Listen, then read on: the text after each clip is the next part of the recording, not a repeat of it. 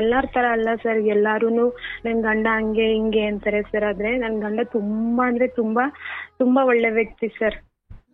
ನಾವು ಮದ್ವೆ ಆದ ಒಂದು 6 monthsಗೆನೆ ನಾನು ಪ್ರೆಗ್ನೆಂಟ್ ಆದೆ. ಆಮೇಲೆ ಈ ಕಡೆ ಚಿನ್ನದ ಬಡ್ಡಿ ಜಾಸ್ತಿ ಆಗಕ್ ಶುರು ಆಯ್ತು. ಈ ಕಡೆ ನಾವ್ 2 ಲಕ್ಷ ಇಸ್ಕೊಂಡಿದವ್ರು ಎಲ್ರಿಗೂ ಬಡ್ಡಿ ಜಾಸ್ತಿ ಆಯ್ತಾ ಬಂದಾಗ ಹಿಂಗೆ ಕಮ್ಮ ನಿಮ್ಮ ಯಾಕೆ ಹಿಂಗ್ ಮಾಡ್ಕೊಂಡೆ ನೀನು, ಅವತ್ತೊಂದು ದಿನ ನನ್ ಜೊತೆ ನಿಜ ಹೇಳಿದಿದ್ರೆ ಇವತ್ ನಾನು ನೀನು ಇಬ್ರು ರಾಜರಾಣಿ ತರ ಇರ್ಬೋದಾಗಿತ್ತು. ನೀನ್ ಯಾಕೆ ಹಿಂಗ್ ಸುಳ್ಳು ಹೇಳ್ದೆ ಅಂತ ಅಂದ್ಬಿಟ್ಟು ಕೇಳಿದಕ್ಕೆ, ಇಲ್ಲ ಇವ್ರ ಕ್ಲೋಸ್ ಫ್ರೆಂಡ್ ಒಬ್ರು ಇದ್ರು ಸರ್, ಅವ್ರನ್ನ ನಾನು ಫೋನ್ ಮಾಡ್ಬಿಟ್ಟು ಅಣ್ಣ ಏನಾಯ್ತು ಏನು ಅಂತ ಕೇಳಿದಕ್ಕೆ ಅವ್ರೇನಂತಂದ್ರು, ಇದಕ್ಕೆಲ್ಲ ಕಾರಣನೇ ನಿಮ್ ಚಿಕ್ಕಪ್ಪ ಕವ, ಅವ್ನ ಪಾಡ್ಗ ಅವ್ನ ಇದ್ದ, ಅವ್ನು ಫುಲ್ಲು ತಲೆ ಕೆಡ್ಸಿ ಹಿಂಗೆಲ್ಲ ಸಾಲ ಮಾಡ್ಕೊಳಂಗ್ ಮಾಡ್ರದೆ ಅವ್ರು ಅಂತ ಹೇಳಿದ್ರು ಸರ್. ಹೇಗಿದ್ದೀರಾ ಸರ್? ಚೆನ್ನಾಗಿದ್ದೀನವ, ನೀವು ಹೇಗಿದ್ದೀರಿ? ಹ್ಞೂ ಸರ್, ತುಂಬಾ ಚೆನ್ನಾಗಿದ್ದೀನಿ. ಎಲ್ಲಿಂದ ಸರ್ ನಿಮ್ಮ ಅಮ್ಮ ಹೇಗಿದ್ದಾರೆ? ಬಹಳ ಚೆನ್ನಾಗಿದ್ದಾರೆ, ಥ್ಯಾಂಕ್ ಯು. ನೀವು ಹೇಗಿದ್ದೀರಿ? ಹ್ಞೂ ಸರ್, ತುಂಬಾ ಚೆನ್ನಾಗಿದ್ದೀವಿ. ಓಹೋ, ಎಲ್ಲಿಂದ ಫೋನ್ ಮಾಡ್ತಿರೋದು? ಸರ್ ಅದು ಹೇಳಕ್ಕಾಗಲ್ಲ. ತೊಂದ್ರೆ ಇಲ್ಲ. ಕಾರ್ಯಕ್ರಮ ಯಾವಾಗ್ಲಿಂದ ನೋಡ್ತಿದ್ದೀರಿ? ಸರ್ ನಾನು ತುಂಬಾ ದಿವಸದಿಂದ ನೋಡ್ತಿದ್ದೆ. ಬಟ್ ಇವತ್ ನನ್ಗೆ ಕಂಟಿನ್ಯೂಸ್ ಕಾಲ್ ಮಾಡಿ ಮಾಡಿ ಮಾಡಿ ಮಾಡಿ ಇವತ್ತು ಕಾಲ್ ಸಿಕ್ಕಿದೆ. ತುಂಬಾ ತುಂಬಾ ಖುಷಿ ಆಗ್ತಿದೆ. ಸಂತೋಷ. ಯಾವಾಗ್ಲಿಂದ ಕರೆ ಮಾಡ್ತಿದ್ರಿ? ಸರ್ ನಾನ್ ಮಧ್ಯೆ ಮಧ್ಯೆ ಯಾವಾಗಾದ್ರೂ ಒಂದೊಂದ್ಸತಿ ನಿಮ್ ಜೊತೆ ಮಾತಾಡ್ಬೇಕು ಅಂತಂದಾಗ ಮಾಡ್ತಾ ಇದ್ದೆ. ಈಗ ನಮ್ಮ ಬ್ರದರ್ ಒಬ್ರು ನಿಮ್ ಜೊತೆ ಮಾತಾಡಿದ್ರು. ಬ್ರದರ್ ಅಂದ್ರೆ ನಮ್ ಬ್ರದರ್ ಒಬ್ರು ಮಾತಾಡಿದ್ರು ಹಿಂದೆ ಹಿಂದೆ ಅಂದ್ರೆ ಸುಮಾರು ದಿವಸದ ಹಿಂದೆ ಒಂದ್ ಟೈಮ್ ಮಾತಾಡಿದ್ರು ನಿಮ್ ಜೊತೆ. ಓಕೆ. ಅದಾದ್ಮೇಲೆ ನಾನ್ ಮಾತಾಡೋಣ ಅಂತ ಅಂದ್ಬಿಟ್ಟು ನಂಗೂ ತುಂಬಾ ಇಷ್ಟ ಆಗಿ ಈ ನಡುವೆ ತುಂಬಾ ಕಂಟಿನ್ಯೂಸ್ ಕಾಲ್ ಮಾಡ್ತಾ ಇದ್ದೆ. ಓ, ನಿಮ್ ಬ್ರದರ್ ಮಾತಾಡಿದ್ದ ನಿಮ್ ಬ್ರದರ್ ಹೇಳಿದ್ರ ನಿಮಗೆ? ಹಾ ಸರ್, ಹೇಳಿದ್ರು. ಓ, ಹಿಂಗ್ ಮಾತಾಡಿದ್ದ. ಅದಕ್ಕೂ ಮುಂಚೆ ನಾನು ಪ್ರೋಗ್ರಾಮ್ ತುಂಬಾ ಸತಿ ನೋಡ್ತಾ ಇದ್ದೆ. ಓಕೆ. ಅಲ್ಲ, ಈಗ ಬ್ರದರಿಗೆ ನೀವು ಹೇಳಿದ್ದ ಅಥವಾ ನಿಮಗ್ ಬ್ರದರ್ ಹೇಳಿದ್ದ? ನಾನು ಅವನ್ಗೆ ಹೇಳಿದ್ದು ಸರ್, ಅವನ್ಗೆ ನಾನ್ ಹೇಳಿದ್ದು ಇಲ್ಲ ಫೋನ್ ಮಾಡಿ ಮಾತಾಡು ಅಂತ ಅಂದ್ಬಿಟ್ಟು. ಅವನು ತುಂಬಾ ನಿಮ್ಮ ಪ್ರೋಗ್ರಾಮ್ ಅಲ್ಲಿ ತುಂಬಾ ಪ್ರೋಗ್ರಾಮ್ ನ ಕೇಳಿ ಅವನಲ್ಲಿ ತುಂಬಾ ಬದಲಾವಣೆ ಆಯ್ತು. ಅದಕ್ಕೆ ಅವನು ಇಲ್ಲ ನನ್ಗೊಂದ್ಸತಿ ಕಾಲ್ ಸಿಕ್ಕಿತ್ತು, ನಾನ್ ಮಾತಾಡ್ದೆ ಅಂತ ಅಂದ್ಬಿಟ್ಟು ಹೇಳಿದ್ದ. ಅದಾದ್ಮೇಲೆ ನಾನು ಅಂತಂದ್ರೆ ನನ್ಗೇನು ಬೇರೆ ತರ ಏನು ವಿಷಯಗಳಿಲ್ಲ ಸರ್. ಅಂದ್ರೆ ನಾನು ಒಂದು ಪುಟ್ಟ ಒಂದು ವಿಷಯನ ಹೇಳ್ಕೊಳ್ಳೋಣ ನಿಮ್ ಜೊತೆ ಅಂತ ಅಂದ್ಬಿಟ್ಟು ನಾನು ಕಾಲ್ ಮಾಡಿದೆ. ಆಯ್ತವ, ಒಳ್ಳೇದಾಗ್ಲಿ. ಏನ್ ಮಾಡ್ಕೊಂಡಿರೋದು ನೀವು? ಸರ್ ನಾನು ಮನೇಲಿ ಇರೋದು. ಎಲ್ಲಿರೋದು? ಮನೇಲಿ. ಓಕೆ. ಎಷ್ಟು ವಯಸ್ಸು ನಿಮಗೆ? ಸರ್ ನಂಗೆ ಇವಾಗ 30 ವರ್ಷ ಆಗಿದೆ. ಹೇಳುವ, ಏನು ವಿಚಾರ? ನಾವು ನಮ್ಮ ತಂದೆಗೆ ನಾವು 3 ಜನ ಮಕ್ಕಳು. ನಾನು ಮತ್ತೆ ನಮ್ಮಿಬ್ರದ್ದು ತಮ್ಮ ಸರ್. ಅಂದ್ರೆ ನೀವು ಮತ್ತೆ ಇಬ್ರು ತಮ್ಮಂದಿರು? ಇಬ್ರು ತಮ್ಮಂದಿರು. ಅದ್ರಲ್ಲಿ ನನ್ಗೂ ಮದ್ವೆ ಆಗಿದೆ. ನನ್ನ ತಮ್ಮನ್ಗೂನು ಇವಾಗ ಮದ್ವೆ ಆಗಿದೆ. 1 ವರ್ಷ ಆಗ್ತಾ ಇದೆ ಮದ್ವೆ ಆಗಿ. ಅವರು ಒಟ್ಟಲ್ಲಿ ಎಲ್ರು ಚೆನ್ನಾಗಿದ್ದೀವಿ ಸರ್. ಗ್ರೇಟ್. ಎಲ್ಲಾರುನು ನನ್ ಗಂಡ ಸರಿ ಇಲ್ಲ ಅಥವಾ ನನ್ನ ಹೆಂಡತಿ ಸರಿ ಇಲ್ಲ ಅಂತ ಫೋನ್ ಮಾಡಿ ಮಾಡಿ ನಿಮ್ ಜೊತೆ ಹೇಳ್ತಿರ್ತಾರೆ. ಆದ್ರೆ ನನ್ಗೆ ಅದನ್ನೆಲ್ಲ ಕೇಳಿದಾಗ ತುಂಬಾನೇ ಬೇಸರ ಅಂತ ಅನ್ಸುತ್ತೆ ಸರ್. ಏನು ಹಿಂಗೆಲ್ಲ ಮಾತಾಡ್ತಾರೆ ಅಂತ, ಅಥವಾ ಇವ್ರ ಜೀವನದಲ್ಲಿ ಹಿಂಗೆಲ್ಲ ನಡೀತಿರೋದ್ ನಿಜಾನ ಅಥವಾ ಇದೆಲ್ಲ ಇದೆಯಾ ಅನ್ನೋದೇ ಒಂದು ಕನ್ಫ್ಯೂಷನ್ ತರ. ಅಥವಾ ನನ್ನ ಜೀವನದಲ್ಲಿ ಅಂತಂದ್ರೆ ನಂಗೆ ತುಂಬಾ ಒಳ್ಳೆ ಗಂಡ ಸರ್. Very good. ಅದನ್ನ ನಾನು ಮೋಸ್ಟ್ಲಿ ಹೇಳ್ತಾರಲ್ಲ ಸರ್, ಎಲ್ಲ ತುಂಬಾ ದೇವ್ರನ್ನ ಪೂಜೆ ಮಾಡಿರ್ಬೇಕು ಅಂತ ಅಂತಾರೆ. ಅದೇ ತರ ಪೂಜೆ ಮಾಡಿ ಸಿಕ್ಕಿರೋ ಅಂತ ಗಂಡ ಅಂತ ಅನ್ಬೋದು. ಪೂಜೆ ಮಾಡಿ ಯಾವ ಗಂಧ ಗಡ್ಡಿ ಹಚ್ತಾ ಇದ್ರಿ ಡೈಲಿ? ಇಲ್ಲ ಸರ್, ನಿಜ ನನ್ ಜೀವನದಲ್ಲಿ ನನ್ ಒಂದು ಒಳ್ಳೇದು ಅನ್ನೋದಾದ್ರೆ ಅದು ನಮ್ಮ ಹಸ್ಬೆಂಡೇ ಸರ್. ಆದ್ರೆ ಶ್ರಾವಣ ಶನಿವಾರದ ದಿನ ನಾನೇ ಭಾಗ್ಯವತಿ ಅಂತಿದ್ದೀರಂಗ. ಹೌದು ಸರ್, ಹೌದು. Very good. ಅಂದ್ರೆ ಅಪ್ಪ ಅಮ್ಮ ನೋಡಿ ಮದುವೆ ಮಾಡಿದ್ದ? ಹೌದು ಸರ್, ಅಪ್ಪ ಅಮ್ಮ ನೋಡಿ ಮದ್ವೆ ಮಾಡಿದ್ದು. ಅಂತಂದ್ರೆ ಏನೋ ಎಲ್ಲಾರು ಹೇಳ್ತಾರೆ, ಕೆಲವರು ಮಕ್ಕಳು ನಮ್ಮ ಜೀವನದಲ್ಲಿ ನನ್ ಗಂಡ ಎಷ್ಟು ಚೆನ್ನಾಗಿದ್ದೀವಿ ಅಂತಂದ್ರೆ ಸರ್, ತುಂಬಾನೇ ಅಂಡರ್ಸ್ಟ್ಯಾಂಡಿಂಗ್ ಆಗಿ ತುಂಬಾ ಚೆನ್ನಾಗಿದ್ದೀವಿ. ಆದ್ರೆ ನಮ್ ಜೀವನದಲ್ಲಿ ಮಗು ಇಲ್ಲ ಅನ್ನೋದೇ ಒಂದು ಕ್ವೆಶ್ಚನ್ ಮಾರ್ಕ್ ಸರ್. 10 ವರ್ಷ ಆಗಿದೆ ನಂದು ಮದ್ವೆ ಆಗಿ. 10 ವರ್ಷ? ಹೌದು ಸರ್. ಅಂದ್ರೆ ನೀವು 20 ವರ್ಷಕ್ಕೆ ಮದುವೆ ಆಗಿದ್ದ? ಸರ್ ಅಂತಂದ್ರೆ ನಂದು 22ನೇ ವಯಸ್ಸಿಗೆನೆ ಮದ್ವೆ ಆಯ್ತು ನಂದು. ಈಗ 30 ವರ್ಷ ಅಂದ್ರೆ 10 ವರ್ಷ ಹಂಗಾಗಿರುತ್ತೆ ಅಂತಂದ್ರೆ ಸರ್, ಅಂದ್ರೆ ನಮ್ದು ಮದ್ವೆ ಫಿಕ್ಸ್ ಆದ್ಮೇಲೆ ತುಂಬಾ ಶಾಸ್ತ್ರ ಎಲ್ಲ ಮಾಡಿ ಆಮೇಲೆ ಮದ್ವೆ ಆಗಿದ್ದು ಸರ್. ನೀವ ಶುರುವಾದ ಪ್ರಕ್ರಿಯೆಯಿಂದ ತಗೊಂಡಿದ್ದೀರಾ? ಹೌದು ಸರ್. ಸೊ ಎಲ್ಲ ಸೇರಿ ಒಂದು 10 ವರ್ಷ ಅಂದ್ಕೊಳ್ಳೋಣ. 10 ವರ್ಷ ಆಗಿದೆ ಸರ್ ಇವಾಗ ಮದ್ವೆ ಆಗಿ. ಅಂತ ಅಂದ್ರೆ ಏನು ಅಂತಂದ್ರೆ ಸರ್, ಎಲ್ಲಾರ ತರ ಅಲ್ಲ ಸರ್. ಎಲ್ಲಾರುನು ನನ್ ಗಂಡ ಹಂಗೆ ಹಿಂಗೆ ಅಂತಾರೆ ಸರ್. ಆದ್ರೆ ನನ್ ಗಂಡ ತುಂಬಾ ಅಂದ್ರೆ ತುಂಬಾ ತುಂಬಾ ಒಳ್ಳೆ ವ್ಯಕ್ತಿ ಸರ್. ನಾವು ಮದ್ವೆ ಆದ ಒಂದು 6 ಮಂತ್ಸ್ಗೆನೆ ನಾನು ಪ್ರೆಗ್ನೆಂಟ್ ಆದೆ. ಎಂತ ಎಂತ ಹೇಳ್ಕೊಳ್ಳೋದು ಅಥವಾ ಹೇಳೋದು ಏನು ಅನ್ನೋದೇ ಅರ್ಥ ಆಗ್ತಿಲ್ಲ ಸರ್. ನನ್ ಮದ್ವೆ ಆದ ತಕ್ಷಣನೇ ಪ್ರೆಗ್ನೆಂಟ್ ಆದೆ. ಪ್ರೆಗ್ನೆಂಟ್ ಆದ ಒಂದು 3-4 ತಿಂಗಳು ಸರ್ ನನ್ಗೆ ಪ್ರೆಗ್ನೆಂಟ್ ಆಗಿದ್ದೀನಿ ಅಂತಾನೆ ಗೊತ್ತಿರ್ಲಿಲ್ಲ. ಅಂದ್ರೆ ಎಕ್ಟೋಪಿಕ್ ಪ್ರೆಗ್ನೆನ್ಸಿ ತರ ಆಗಿತ್ತು ಸರ್ ನಂದು. ಅಂದ್ರೆ ನಂದು ಟ್ಯೂಬ್ ಅಲ್ಲಿ ಪ್ರೆಗ್ನೆನ್ಸಿ ಆಗಿತ್ತು. ಆವಾಗ ಅದು ನನ್ಗೆ ಗೊತ್ತೇ ಆಗಿರ್ಲಿಲ್ಲ. ತುಂಬಾ ಅಂದ್ರೆ ತುಂಬಾನೇ ಸೀರಿಯಸ್ ಆಗ್ಬಿಡ್ತು ಸರ್ ನನ್ಗೆ. ಎಷ್ಟು ಅಂತಂದ್ರೆ ಅದು ನನ್ಗೆ ಒಂದು 3-4 ತಿಂಗಳಾಗಿದೆ ಅನ್ನಷ್ಟಲ್ಲೇನೆ ನನ್ಗೆ ಅದು ಅಬಾರ್ಷನ್ ತರ ಆಗಿ ತುಂಬಾ ಸೀರಿಯಸ್ ಆಗಿ ಅದು ಆಪರೇಷನ್ ಮಾಡಿ ತೆಗಿಸ್ಬೇಕಾಯ್ತು ಸರ್ ನಾನು ಅದನ್ನ. ಆವಾಗ ಆಯ್ತು, ಅದನ್ನ ತೆಗ್ಸಿದ್ಮೇಲೆ ಒಂದಷ್ಟು ದಿವಸಗಳು ಕಳೀತಾ ಬಂತು. ಅವಾಗ್ಲೂ ಅಷ್ಟೇ, ನಾವು ಮದ್ವೆ ಆದ ವಸ್ತ್ರಲ್ಲೇ ಎಲ್ರು ಹಿಂಗ ಆಗ್ಬಿಡ್ತಲ್ಲ, ಅಯ್ಯೋ ಈ ಚೆನ್ನಾಗಿರೋ ಟೈಮಲ್ಲೇ ಹಿಂಗ ಆಗ್ಬಿಡ್ತಲ್ಲ, ಏನ್ ಮಾಡೋದು, ಅವ್ರ ಗಂಡ ಎಲ್ಲೋ ಏನಾದ್ರು ತಿಳ್ಕೊಬಿಡ್ತಾರೋ ಏನೋ ಹಂಗೆ ಹಿಂಗೆ ಅಂತ ಎಲ್ರು ಮಾತಾಡ್ಕೊಳಕ್ ಶುರು ಮಾಡ್ಬಿಟ್ರು ಸರ್.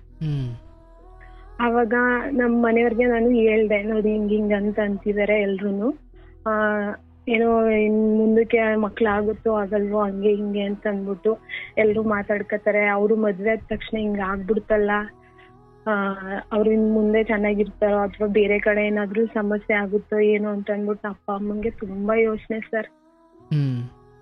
ಆವಾಗ ಸರಿ ಅಂತಂದ್ಬಿಟ್ಟು ನಮ್ಮ ಮನೆಯವ್ರಿಗೆ ನಾನು ಹೇಳ್ದಾಗ ಅವ್ರೇನಂತಂದ್ರು, ಇಲ್ಲ ನಾನ್ ಯಾವಾಗೂ ನಿನ್ ಜೊತೆಗೇನೆ ಇರ್ತೀನಿ, ತಲೆ ಕೆಡ್ಸ್ಕೊಬೇಡ ಹಿಂದಿರು ಅಂತ ಅಂದ್ಬಿಟ್ಟು ಹಂಗೇನೆ 1 ವರ್ಷ ನಮ್ಮ ಅಮ್ಮನ ಮನೇಲೆ ನಾನು ಉಳ್ಕೊಬಿಟ್ಟೆ ಸರ್. ರೆಸ್ಟ್ ಮಾಡ್ಕೊಂಡು ಇಲ್ಲೇ ಉಳ್ಕೊಂಡೆ. ಮತ್ತೆ ನಾನು 2ನೇ ಸತಿ ಕನ್ಸೀವ್ ಆದೆ ಸರ್. ಆವಾಗ್ಲೂ 2 ಮಂತ್ಸ್ಗೆ ನನ್ಗೆ ಅದು ಅಬಾರ್ಟ್ ಆಯ್ತು. ಮತ್ತೆ ಹಂಗೇನೆ ಇಲ್ಲಿ ಅಮ್ಮನ ಮನೇಲಿ ಒಂದ್ ಸ್ವಲ್ಪ ದಿವಸ ಇರೋದು, ಮತ್ತೆ ನಾನು ಅಲ್ಲಿ ನಮ್ ಗಂಡನ ಮನೆಗೆ ಹೋಗೋದು. ಮತ್ತೆ ನಾನು 3ನೇ ಸತಿ ಪ್ರೆಗ್ನೆಂಟ್ ಆದಾಗ್ಲೂ ಮತ್ತೆ ಅಬಾರ್ಷನ್ ಆಯ್ತು. ಅಂದ್ರೆ ಏನ್ ಕಾರಣಕ್ಕಾಗ್ತಾ ಇತ್ತು ಸರ್? ಏನ್ ಕಾರಣ ಅಂತಲ್ಲ, ನಮ್ಗೆ ಇಲ್ಲಿ ತೋರ್ಸಿದೀವಿ, ಇಬ್ರು ಸಹ ತೋರಿಸ್ತಾ ಇದೀವಿ ಹಾಸ್ಪಿಟಲ್ಗೆ. ಅಥವಾ ಅವ್ರು ಏನಂತಾರೆ, ಎಕ್ಟೋಪಿಕ್ ಪ್ರೆಗ್ನೆನ್ಸಿ ಆದಾಗ ತುಂಬಾ ರೇರು, ಪ್ರೆಗ್ನೆಂಟ್ ಆಗೋದು ತುಂಬಾ ರೇರು, ಅದ್ ಎಲ್ಲೋ ಒಂದ್ ಲಕ್ ಇರೋರ್ಗೆ ಅಷ್ಟೇನೆ ಮಕ್ಳಾಗೋದು ಅಂತಂದ್ರು. ಅದಾದ್ಮೇಲೂ ನಾನು 2 ಸತಿ ಕನ್ಸೀವ್ ಆದೆ ಸರ್. 2 ಸತಿ ಕನ್ಸೀವ್ ಆದ್ರೂ ನನ್ಗೆ ಅದ್ ಋಣಕ್ಕೆ ಉಳ್ಕೊಳ್ಳಿಲ್ಲ ಸರ್. ಅದ್ ಪದೇ 2-3 ಸತಿ ಅಬಾರ್ಷನ್ ಆಯ್ತಾನೆ ಬಂತು. ಸರಿ ಆಯ್ತು, ಇನ್ನೇನ್ ಮಾಡೋದು ಬಿಡು, ನಮ್ ಋಣಕ್ಕಿಲ್ಲ, ಆಗುತ್ತೆ ಅನ್ನೋ ಒಂದ್ ಭರವಸೆಲೇನೆ ಒಂದ್ 5-6 ವರ್ಷ ಕಳ್ಕೊಂಡ್ ಬಂದ್ವಿ ಸರ್. ಆವಾಗ ಅದ್ರ ಮಧ್ಯದಲ್ಲಿ ಸ್ವಲ್ಪ ನಮ್ಮ ಅತ್ತೆಗೂನು ನಮ್ಗೂನು ಸ್ವಲ್ಪ ಬೇಸರಗಳು ಸರ್. ಹಿಂಗೆ ಮನೇಲಿ ಯಾವಾಗ್ಲೂನು ನಮ್ಮ ಮನೆಯವ್ರ ಜೊತೆಗೆ ನನ್ ಜೊತೆಗೆ ಒಂಥರ ತುಂಬಾ ಬೇಸರ ತರ ಮಾಡ್ಕೊತಾ ಇದ್ರು. ಆಮೇಲೆ ನಾನು ಇಲ್ಲೇ ಬಂದು ಉಳ್ಕೊಂಡೆ ಸರ್. ಆವಾಗ ಮಧ್ಯೆ ಅತ್ತೆಗೂನು ನನ್ಗೂನು ಯಾವಾಗಾದ್ರೂ ಗಲಾಟೆ ಆದಾಗೆಲ್ಲ ತುಂಬಾ ಬೇಜಾರಾಯ್ತಿತ್ತು. ನಾನ್ ನಮ್ಮ ಅಮ್ಮನ ಮನೇಲಿ ನಾನು ಎಷ್ಟು ದಿವಸ ಇರಕ್ಕಾಗುತ್ತೆ, ಇಲ್ಲ ನಾವು ಬೇರೆ ಮನೆ ಮಾಡೋಣ, ಅಮ್ಮನ ಮನೇಲೆ ಬೇರೆ ಮನೆ ಮಾಡ್ಕೊ ಇದ್ಕೊಳ್ಳೋಣ ಅಂತೆಲ್ಲ ಹೇಳ್ದೆ ಸರ್. ಆವಾಗ ಇವ್ರು ನಮ್ಮ ಮನೆಯವ್ರು ಏನಂತ ಹೇಳಿದ್ರು, ಇಲ್ಲ ನನ್ ತಮ್ಮ ಇದ್ದಾನೆ, ಅವನ್ಗೆ ಮದ್ವೆ ಮಾಡ್ಬೇಕು, ಮದ್ವೆ ಮಾಡದ್ಮೇಲೆ ನಾನ್ ಬೇರೆ ಮನೆ ಮಾಡ್ತೀನಿ, ಅಲ್ಲಿ ತನಕ ನಿಮ್ ಅಮ್ಮನ ಮನೇಲಿ ಇರ್ತೀಯೋ ಅಥವಾ ನಮ್ಮ ಮನೇಲಿ ಇರ್ತೀಯೋ ನಂಗೆ ಗೊತ್ತಿಲ್ಲ, 2 ಕಡೆನೂ ಇದ್ಕೊಂಡ್ ಹೋಗು, ಆದ್ರೆ ನಾನ್ ಮಾತ್ರ ಅವ್ನಿಗೆ ಮದ್ವೆ ಆಗೋ ತನಕ ಯಾವ್ದೇ ಕಾರಣಕ್ಕೂ ನಾನ್ ಮದ್ವೆ ಮಾಡಲ್ಲ ಅಂತ ಹೇಳಿದ್ರು ಸರ್. ಯಾರಿಗ್ ಮದ್ವೆ ಮಾಡಲ್ಲ? ಅವ್ರಿಗೆ ಮದ್ವೆ ಆಗೋ ತನಕ ನಾನ್ ಯಾವ್ದೇ ಕಾರಣಕ್ಕೂ ಬೇರೆ ಮನೆ ಮಾಡಲ್ಲ ಅಂತ ಹೇಳಿದ್ರು.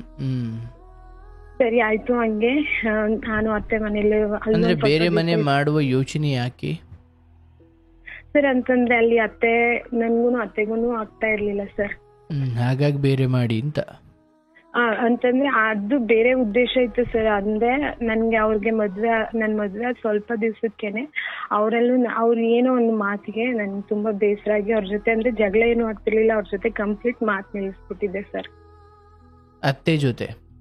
ಅತ್ತೆ ಜೊತೆ ಮದ್ವೆ ಆಗಿ ಒಂದ್ ವಾರ 15 ದಿವಸ ಏನೋ ಆಗಿತ್ತು ಸರ್. ಅಂದ್ರೆ ಅವಾಗ ಅತ್ತೆ ಫೋನ್ ಮಾಡಿದ್ರು ನಮ್ಮ ಮನೆಯವ್ರಿಗೆ.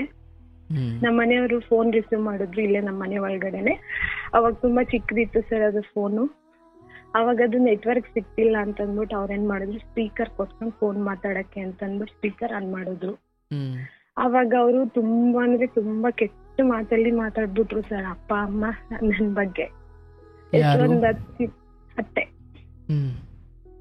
ನಂಗೆ ಹೆಂಗೆ ಅಂತಂದ್ರೆ ತುಂಬಾ ಶಾಕ್ ಅಂತ ಅನ್ನಿಸ್ಬಿಡ್ತು. ಏನಪ್ಪಾ ಇವ್ರು ಈ ತರ ಮಾತಾಡ್ತಿದಾರಲ್ಲ, ಎಷ್ಟು ದಿವ್ಸ ಆಗಿದೆ, 1 ತಿಂಗಳು ಆಗಿಲ್ಲ ಮದ್ವೆ ಆಗಿ. ಒಂದು ದಿವ್ಸ ಇವ್ರು ರಾತ್ರಿ ನೈಟು ಅವ್ರ ಮನೆಗ್ ಹೋಗ್ಲಿಲ್ಲ ಅಂದಿದ್ದಕ್ಕೇನೆ ಇವ್ರ ಅಮ್ಮ ಹಿಂಗಂತವ್ರಲ್ಲ ಫೋನಲ್ಲಿ ಅಂತ ತುಂಬಾ ಅಳ್ತಾ ಇದ್ದೆ ನಾನು. ಅವಾಗ ನಮ್ಮ ಮನೆಯವರು ತಕ್ಷಣನೇ ಫೋನ್ ಕಟ್ ಮಾಡ್ಬಿಟ್ಟು ನನ್ ಕಾಲ್ ಹಿಡ್ಕೊಂಡ್ರು ಸರ್. ಇಲ್ಲಕ್ಕಮ್ಮ, ಇದನ್ನ ನಿಮ್ ಮನೆಯವ್ರಿಗೆಲ್ಲ ಹೇಳಕ್ ಹೋಗ್ಬೇಡ, ತಪ್ಪಾಯ್ತು, ಹೇಳಿದ್ರೆ ಇದು ಹಿಂಗೆ ದೊಡ್ಡದಾಗ್ಬಿಡುತ್ತೆ, ಪ್ಲೀಸ್ ಹೇಳಕ್ ಹೋಗ್ಬೇಡ ಅಂತ ಅಂದ್ಬಿಟ್ಟು ರಿಕ್ವೆಸ್ಟ್ ಮಾಡ್ಕೊಂಡ್ರು ಸರ್. ನನ್ಗೂ ಅವಾಗ ಇವ್ರು ಯಾಕೆ ಹಿಂಗಂದ್ರು, ಏನಕ್ಕೆ ಹಿಂಗಂದ್ರು, ಯಾಕಂದ್ರೆ ತುಂಬಾ ಚೆನ್ನಾಗಿ ಮದ್ವೆ ಮಾಡ್ಕೊಟ್ಟಿದ್ರು ಸರ್ ಅಪ್ಪ. ಏನಂದಿದ್ರು ಅವರು ಸರ್? ಅದು ಕೆಟ್ಟ ಮಾತೆಲ್ಲ ಹೇಳಿದ್ರು ಸರ್, ಅದನ್ನ ಹೇಳಕ್ ಆಗ್ತಿಲ್ಲ. ಅಂದ್ರೆ ನಿಮ್ ಬಗ್ಗೆನೋ ಅವ್ರ ಮನೆ ಬಗ್ಗೆ? ಅಪ್ಪ ಅಮ್ಮ ನನ್ನನ್ನ ಸರ್. ಅವ್ರ ಮುಂದೆನೆ ಕೂತಿದೀಯ ನೀನು ಬರ್ದೆ 2 ದಿವಸದಿಂದ ಅಂತ ಅನ್ನೊಂದು ಕೆಟ್ಟ ಮಾತು ಸರ್. ಅದ್ ನಂಗೆ ತುಂಬಾನೇ ಬೇಸರ ಆಯ್ತು. ಯಾಕೆ ಅಂತಂದ್ರೆ ನಿಮ್ ನಡತೆ ಕುರಿತು, ನಿಮ್ ತಾಯಿ ತಂದೆ ನಡತೆ ಕುರಿತು ಏನಿಲ್ಲ ಸರ್. ಅವ್ರು ಅಂದ್ರೆ ಮದ್ವೆಗೆ 20 ದಿವಸ ಅಷ್ಟೇನೆ ಆಗಿದ್ದು. ನಾನು ಕೇಳ್ದಿರೋ ಪ್ರಶ್ನೆ ಏನು, ಅವ್ರು ಹೇಳಿದ ಮಾತು ಅಥವಾ ಅಂತ ಇದು ಅಶ್ಲೀಲ ಮಾತು ಅಥವಾ ಕೆಟ್ಟ ಮಾತು ನಿಮ್ ನಡತೆ ಬಗ್ಗೆ ಕುರಿತು, ನಿಮ್ ತಾಯಿ ತಂದೆ ಕುರಿತು? 3 ಜನನು ಸೇರಿ ಸರ್. ನೀನ್ ಅಲ್ಲೇ ಕೂತಿದೀಯ ಅವ್ರ ಮುಂದೆ, ಯಾಕೆ ಬರ್ಲಿಲ್ಲ ನೀನು? ಅದ್ರಲ್ಲಿ ಏನ್ ಕೆಟ್ಟದಿದೆ ಸರ್? ಇಲ್ಲ, ಅವರು ಅಲ್ಲಿ ಕೆಟ್ಟ ಭಾಷೆನ ಉಪಯೋಗಿಸಿದ್ರು ಸರ್. ಅಂದ್ರೆ ಆಯ್ತು, ಭಾಷೆ ಬೇಡವಾ, ಅವ್ರ ಉದ್ದೇಶ ಏನಾಗಿತ್ತು? ಅಂದ್ರೆ ಅವ್ರ ಮಗ 2 ರಾತ್ರಿ ಮನೆಗೆ ಹೋಗ್ಲಿಲ್ಲ ಅಂತ ಸರ್, ಇಲ್ಲೇ ಉಳಿದ್ ಬಿಟ್ಟಿದ್ರು ಅಂತ. ಅಂದ್ರೆ ಸರ್ ಇಲ್ಲಿ ಅಂದ್ರೆ ಶಾಸ್ತ್ರ ಮಾಡಿದ್ 6-7 ಡೇಸ್ ಏನೋ ಆಗಿತ್ತು ಸರ್. ಅದಾದ್ಮೇಲೆ 2 ದಿವಸ ಅವರು ರಾತ್ರಿ ಅಲ್ಲಿಗೆ ಹೋಗಿ ಅವ್ರನ್ನ ಮಾತಾಡ್ಸ್ಕೊಂಡ್ ಬರ್ಲೇ ಇಲ್ಲ ಅನ್ನೋ ಕಾರಣಕ್ಕೆ. ಹಂಗಂತ ಅನ್ನೋ ಒಂದು ಬೇಜಾರ್ಗೆ ನಾನು ಕಂಟಿನ್ಯೂಸ್ ಅವ್ರ ಜೊತೆ ಮಾತಾಡೋದನ್ನೇ ನಿಲ್ಸ್ಬಿಟ್ಟಿದೆ ಸರ್. ಎಷ್ಟು ಸುಮಾರು ದಿವಸದಿಂದ ನಾನು ಮಾತಾಡೋದನ್ನೇ ನಿಲ್ಲಿಸ್ಬಿಟ್ಟಿದ್ದೆ. ಆ ಒಂದು ವಿಷಯದಲ್ಲಿ ನಾನು ಅವ್ರ ಜೊತೆ ಮಾತಾಡ್ತಿಲ್ಲ ಅಂತ ಅನ್ನೋದು, ಮತ್ತೆ ಅಕ್ಕಪಕ್ಕದವರು ಹಂಗೆ ಹಿಂಗೆ ಅಂತ ಹೇಳೋ ಮಾತನ್ನೆಲ್ಲ ಕೇಳೋದು, ನಾನು ಅವ್ರು ಹೋದಾಗ ಟಿವಿ ನೋಡ್ಬಾರ್ದು ಅಥವಾ ಇನ್ನೊಂದು ಏನೇ ಮಾಡಿದ್ರು ಅದು ಅವ್ರಿಗೆ ಜಗಳ ಆಡೋದಕ್ಕೆ ಒಂದೊಂದನ್ನು ರೀಸನ್ ಮಾಡ್ಕೊಂತಾನೆ ಬಂದು ಸರ್ ಅವರು. ಇವ್ರು ನಮ್ಮನೆಯವರು 2 ಕಡೆನೂ ಬ್ಯಾಲೆನ್ಸ್ ಮಾಡ್ಕೊಂಡು ಆಯ್ತು ನಾನು ಹೇಳ್ತೀನಿ ಅನ್ನೋದು, ಇವ್ರು ನನ್ ಜೊತೆಗೂ ಹೇಳ್ತೀನಿ ನಿಮ್ಗೆ ಅಂತ ಅನ್ಕೊಂಡೇ ಬರ್ತಾ ಇದ್ರು ಸರ್. ಆಯ್ತು ಹಂಗೆ ಅಂತಂದ್ರೆ ನಾನು ಯಾವತ್ತೂ ಅವ್ರ ಜೊತೆಗೆ ನನ್ ಜೋರಾಗಿ ಯಾವತ್ತೂ ಗಲಾಟೆ ಮಾಡ್ಕೊಳ್ಳಿಲ್ಲ, ಅವ್ರುನು ನನ್ ಜೊತೆ ಯಾವತ್ತೂ ಜೋರಾಗಿ ಗಲಾಟೆ ಮಾಡ್ಲಿಲ್ಲ ಸರ್. ಅಂದ್ರೆ ನನ್ಗೆ ಅಲ್ಲಿ ಏನೋ ಒಂಥರ ಇವ್ರಿಗೇನು ವಸ್ತ್ರಲ್ಲೇ ನಮ್ಮ ಅಪ್ಪ ಅಮ್ಮನ ಹತ್ರ ನನ್ನನ್ನ ಹಿಂಗ್ ಅಂದ್ಬಿಟ್ರಲ್ಲ ಇವ್ರು 2 ದಿವಸ ಹೋಗದೆ ಇರೋದಕ್ಕೇನೆ ಅನ್ನೋ ಒಂದು ತುಂಬಾ ಬೇಜಾರು ನನ್ನಲ್ಲಿ ಹಂಗೆ ಉಳಿದ್ಬಿಡ್ತು ಸರ್ ಅವ್ರ ಮೇಲೆ, ಅತ್ತೆ ಮೇಲೆ.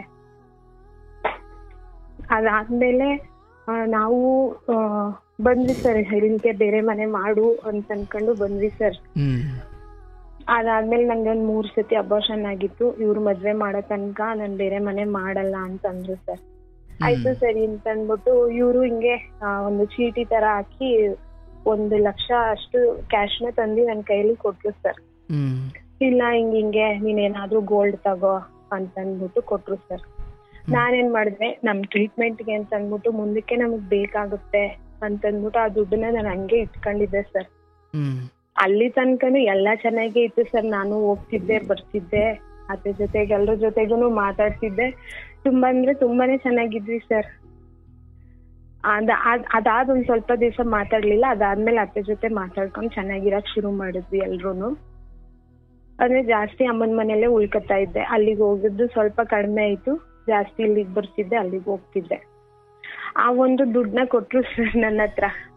ಆವಾಗ ನಾನೇನ್ ಮಾಡಿದೆ, ನಮ್ದು ಹಾಸ್ಪಿಟ್ಲಿಗೆ ಅಥವಾ ನಮ್ ಟ್ರೀಟ್ಮೆಂಟ್ಗೆ ಏನಕ್ಕಾದ್ರೂ ಬೇಕಾಗುತ್ತೆ ನಮ್ಗೆ ಮುಂದೆ ಅಂತಂದ್ಬಿಟ್ಟು ಆ ದುಡ್ಡನ್ನ ನಾನು ಹಾಗೆ ಇಟ್ಕೊಂಡಿದ್ದೆ ಸರ್.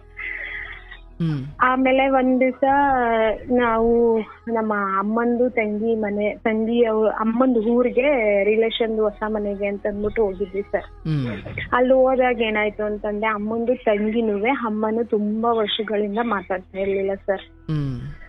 ಅವ್ರೇನಂತಂದ್ರು, ಅಲ್ಲಿ ಹೋದಾಗ ನಾವು ಮಾತಾಡಿಸ್ತಿರ್ಲಿಲ್ಲ, ನಮ್ಮ ಮನೆಯವ್ರನ್ನ ನೋಡಿ ಅವರು ಚಿಕ್ಕಪ್ಪ ಮಾತಾಡ್ಸಿದ್ರು ಸರ್, ಹಿಂಗೆ ಏನಪ್ಪಾ ಹಿಂಗಿದ್ದೀರಾ ಏನು ಅಂತ. ಆಮೇಲೆ ನಿಮ್ಮಮ್ಮ ಮಾತಾಡಿಸ್ತಿರ್ಲಿಲ್ಲ, ನೀನ್ ಅವ್ರನ್ನ ಮಾತಾಡ್ಸು, ಅವ್ರು ಮಾತಾಡಿಸ್ತಿದಾರಲ್ಲ ಅಂತಂದ್ಬಿಟ್ಟು ಅಲ್ಲಿ ಒಂದ್ ಪರಿಚಯ ಆಯ್ತು ಸರ್. ಅಮ್ಮನ ತಂಗಿ ಮತ್ತೆ ಅವರ ಗಂಡನ್ಗೆ ನಮ್ಗೆ ಎಲ್ರಿಗೂ ಪರಿಚಯ ಆಯ್ತು. ಆ ಒಂದು ಪರಿಚಯ ತುಂಬಾ ಅಂತಂದ್ರೆ ಒಂದ್ ವರ್ಷ ತನಕ ತುಂಬಾ ಚೆನ್ನಾಗೇ ಬಂತು ಸರ್. ಒಂದ್ 6-7 ತಿಂಗಳ ತನಕ ಚೆನ್ನಾಗೇ ಇದ್ವಿ ಎಲ್ರೂನು. ಬಂದ್ರು ಅಮ್ಮ ಇದಾರಲ್ಲ ಸರ್, ಅವ್ರ ತಂಗಿ ಗಂಡ ಅವ್ರ ಫ್ಯಾಮಿಲಿ ಜೊತೆ ತುಂಬಾ ವರ್ಷಗಳಿಂದ ಮಾತು ನಿಂತೋಗಿದ್ದು. ಒಂದ್ ಫಂಕ್ಷನ್ಗೆ ಹೋಗಿ ಅಲ್ಲಿಂದ ನನ್ಗೂ ಅವ್ರಿಗೂ ಮಾತು ಶುರು ಆಯ್ತು ಸರ್. ಅಮ್ಮನ್ ತಂಗಿ ಇದಾರಲ್ಲ ಅವ್ರು. ಅಂದ್ರೆ ನಿಮ್ಮ ಅಮ್ಮನ್ ತಂಗಿನ?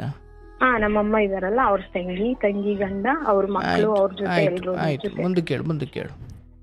ಅವ್ರ ಜೊತೆ ಎಲ್ಲರ ಜೊತೆನೂ ತುಂಬಾ ಚೆನ್ನಾಗಿ ಪರಿಚಯ ಆಗಿ ತುಂಬಾ ಕ್ಲೋಸ್ ಆದ್ವಿ ಸರ್. ಆಮೇಲೆ ಅವ್ರು ಒಂದ್ ದಿವಸ ಹಿಂಗೆ ನಮ್ಮ ಮನೆಗೆ ಬಂದ್ಮೇಲೆ ಏನಂತಂದ್ರು, ಹಿಂಗೆ ನನ್ ಮಗನ್ಗೆ ದೇವ್ರದ್ದು ಕಾರ್ಯ ಮಾಡ್ಬೇಕು, ದೇವ್ರ ಗುಡ್ಡ ತರ ಬಿಡಿಸ್ಬೇಕು, ನಮ್ಗೆ ತುಂಬಾ ಎಮರ್ಜೆನ್ಸಿ ಇದೆ, ಎಲ್ಲೂ ದುಡ್ಡು ಅಡ್ಜಸ್ಟ್ ಆಗ್ತಿಲ್ಲ, ನಮ್ಗೆ ಒಂಚೂರು ದುಡ್ಡು ಕೊಡಿ ಇದ್ರೆ ನಿಮ್ ಹತ್ರ ಅಂತ ಅಂದ್ಬಿಟ್ಟು ಕೇಳಿದ್ರು ಸರ್.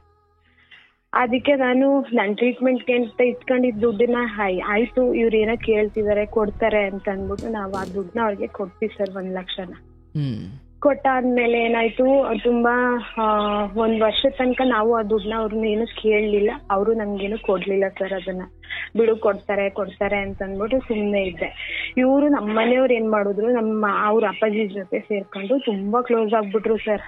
ನಮ್ಮ ಮನೆಯವರು ಅವ್ರು ಇಬ್ರು ಸೇರಿ ಅವ್ರ ಏನಂತ ಹೇಳ್ಕೊಡು. ಅದಕ್ಕೂ ಮುಂಚೆ ನಮ್ಮ ಮನೆಯವರು ಚೆನ್ನಾಗಿ ಕೆಲಸ ಮಾಡ್ಕೊಂಡು ದುಡ್ಡೆಲ್ಲ ಸಂಪಾದನೆ ಮಾಡ್ಕೊಂಡು ಚೆನ್ನಾಗೆ ನಡೀತಾ ಇತ್ತು ಸರ್, ಏನು ಸಮಸ್ಯೆ ಇಲ್ಲ, ಜೀವನ ತುಂಬಾ ಚೆನ್ನಾಗಿ ಹೋಯ್ತಾ ಇತ್ತು.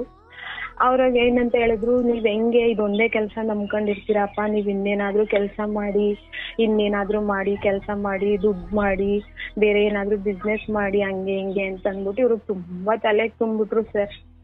ಅವಾಗ ಅಲ್ಲಿ ಊರಲ್ಲಿ ಅಷ್ಟರಲ್ಲಿ ಅವರೇ ತಮ್ಮನ್ಗೆ ಮದ್ವೆ ಆಯ್ತು ಸರ್. ಆ 1 ವರ್ಷದ ಒಳಗಡೆ ಅವ್ರಿಗೆ ನಾವೇ ಎಲ್ಲಾ ಖರ್ಚಾಕಿ ನಾನು ನಮ್ಮ ಮನೆಯವರೇ ನಿಂತು ಮದ್ವೆ ಮಾಡಿದ್ವಿ ಸರ್. ಆಮೇಲೆ ಇಲ್ಲ ನೀವು ಬೇರೆ ಏನಾದ್ರು ಬಿಸ್ನೆಸ್ ಮಾಡಿ ಹಂಗೆ ಹಿಂಗೆ ಅಂತ ಶುರು ಮಾಡಿದ್ರು. ಆಯ್ತು, ಇವ್ರ ಏನ್ ಮಾಡುದು ಸರ್, ಅವ್ರ ಒಂದು ಜೀವನದಲ್ಲಿ ಆ ತಪ್ಪು ಮಾಡಿದ್ದಕ್ಕೆ ಇನ್ನೂ ಕಷ್ಟಪಡ್ತಾ ಇದೀವಿ ಸರ್ ನಾನು ನಮ್ಮ ಮನೆಯವರು. ಅವಾಗ ಅದ್ 1 ಲಕ್ಷನ ದುಡ್ಡನ್ನ ಅವ್ರಿಗೆ ಕೊಟ್ರು ಸರ್.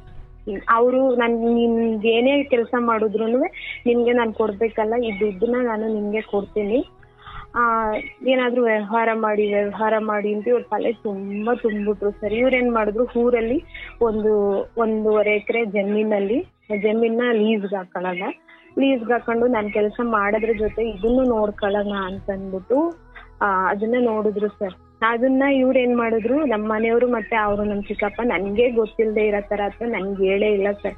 ಇವ್ರೇ ನೋಡಿದ್ರು, ಮಾತುಕತೆ ಎಲ್ಲ ಮಾಡ್ಕೊಂಡು ಲಾಸ್ಟ್ ಅಲ್ಲಿ ಒಂದ್ ದಿವಸ ಏನ್ ಮಾಡಿದ್ರು, ಹಿಂಗೆ ಕಮ್ಮ ನಾನು ಗದ್ದೆನ ಲೀಸ್ಗೆ ಹಾಕತ್ತಿದೀನಿ, ಹೋಗಿ ನೋಡ್ಕೊಂಡ್ ಬರೋಣ ಬಾ ಅಂತ ಅಂದ್ಬಿಟ್ಟು ಅಲ್ಲೇ ನಮ್ಮ ಊರಲ್ಲೇ ಕರ್ಕೊಂಡ್ ಹೋದ್ರು ಸರ್.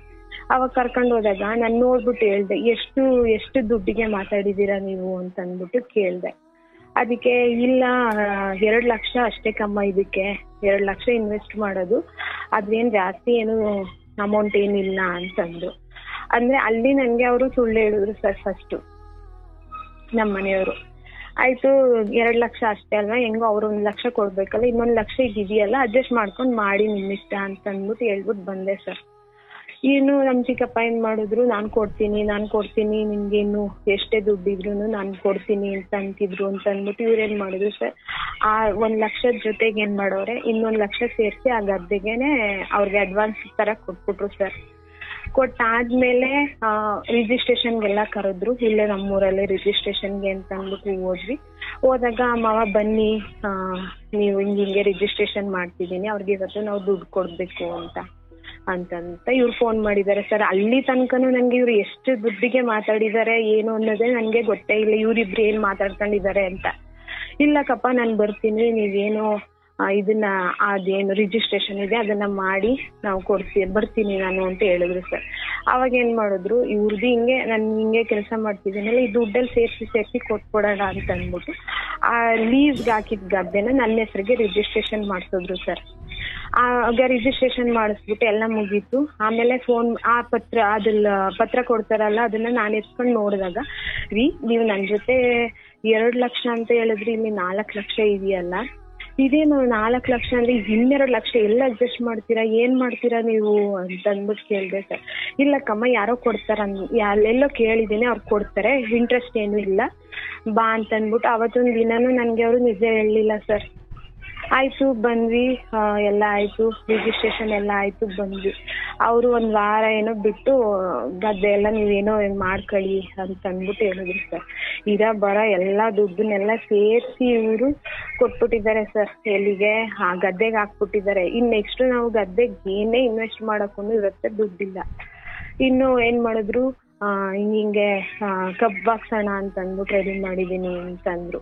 ಆಯ್ತು, ಈಗ ಏನ್ ಮಾಡ್ತೀರಾ ದುಡ್ಡಿಗೆ ಅಂತಂದ್ರೆ, ಇಲ್ಲ ನೋಡೋಣ ಇರು ಅಂತ ಅಂದ್ಬಿಟ್ಟು ಸ್ವಲ್ಪ ದಿವಸ ಹಂಗೆ 1 ವಾರ 15 ದಿವಸ 20 ದಿವಸ ಆಯ್ತು ಸರ್. ಅವರು ಇನ್ನು ಉಳ್ದಿರೋ ದುಡ್ಡನ್ನ ಕೊಡಿ ಕೊಡಿ ಕೊಡಿ ಅಂತ ಅಂದ್ಬಿಟ್ಟು ತುಂಬಾ ಹಿಂಸೆ ಮಾಡಕ್ ಶುರು ಮಾಡಿದ್ರು. ಆವಾಗ ಇವ್ರೇನಂತಂದ್ರೆ, ನಮ್ಮ ಮನೆಯವರು ಮಾವ ದುಡ್ಡು ಕೇಳ್ತಿದಾರೆ, ಅವರು ತುಂಬಾ ಹಿಂಸೆ ಮಾಡ್ತಿದಾರೆ, ಮಾವ ಕೊಡಿ ದುಡ್ಡನ್ನ. ಅಲ್ಲಕ್ಕಪ್ಪ, ನೀನ್ ಯಾರೇನ್ ಕೇಳ್ಬಿಟ್ಟು ನೀನು ಲೀಸ್ಗೆ ಹಾಕೊಂಡೆ? ನಾನೇನೋ ಹೇಳ್ತೀನಿ, ನಾನು ಹೇಳ್ದೆ ಅಂತ ಅಂದ್ಬಿಟ್ಟು ನೀನ್ ಎಲ್ಲಾನು ಮಾಡ್ಬಿಡ್ತೀಯ, ನಿನ್ ಹೆಂಡತಿ ಹೆಸ್ರಿಗೆ ರಿಜಿಸ್ಟ್ರೇಷನ್ ಮಾಡಿಸ್ಕೊಂಡಿದೀಯಲ್ಲ, ಈಗ ನನ್ನ ಹತ್ರ ಅಷ್ಟೊಂದು ದುಡ್ಡಿಲ್ಲ ಅಂತ ಅಂದ್ಬಿಟ್ರು ಸರ್ ಒಂದೇ ಸತಿ. ಆವಾಗ ನಮ್ಮ ಮನೆಯವ್ರ ಏನಂತಂದ್ರು, ಅವ್ರು ಆವಾಗ್ಲೂ ಹೇಳಲಿಲ್ಲ, ನಾನು ಯಾಕೆ ಹಿಂಗ್ 4 ಲಕ್ಷ ಯಾರು ಕೊಡ್ತಾರೆ ಏನ್ ಫುಲ್ ತುಂಬಾ ಬೇಜಾರ್ ಮಾಡ್ಕೊಂಡು 2 ಲಕ್ಷ ನನ್ಗೆ ಕೊಡ್ತೀನಿ ಅಂತಂದವ್ರು. ಕೊಡ್ಲಿಲ್ಲ ಕಮ್ಮ, ಹಿಂಗೆ ಏನ್ ಮಾಡೋದು 2 ಲಕ್ಷಕ್ಕೆ? ಅವ್ರು ಗದ್ದೆಯವ್ರು ತುಂಬಾ ಹಿಂಸೆ ಮಾಡ್ತಿದ್ದಾರೆ, ನನ್ ಕೊಡ್ಲೇಬೇಕು, ಏನ್ ಮಾಡೋದು ಅಂತ ಅಂದ್ಬಿಟ್ಟು ಕೇಳಿದ್ರು ಸರ್. ಆವಾಗ ಇಲ್ಲೇ ನಮ್ಗೆ ಗೊತ್ತಿರೋರೊಬ್ರ ಹತ್ರ 50,000 ಅವ್ರ ಹತ್ರ ಈಸಿ ಕೊಡು, ಅವ್ರು ಕೊಟ್ಟಾಗ ಕೊಟ್ಬಿಡೋಣ ಅಂತ ಅಂದ್ಬಿಟ್ಟು ಅವ್ರ ಹತ್ರನೂ ದುಡ್ಡು ಇಸ್ಕೊಟ್ಟೆ. ಸ್ವಂತ ನಮ್ ಚಿಕ್ಕಪ್ಪನ ಹತ್ರನೇ ಹೋಗಿ ಇವ್ರು 1 ಲಕ್ಷನೇ ಇಂಟ್ರೆಸ್ಟ್ಗೆ ದುಡ್ಡು ಇಸ್ಕೊಂಡ್ಬಂದು ಹೆಂಗೋ ಅಡ್ಜಸ್ಟ್ ಮಾಡಿ ಅವ್ರಿಗೆ 2 ಲಕ್ಷ ಕೊಟ್ವಿ ಸರ್.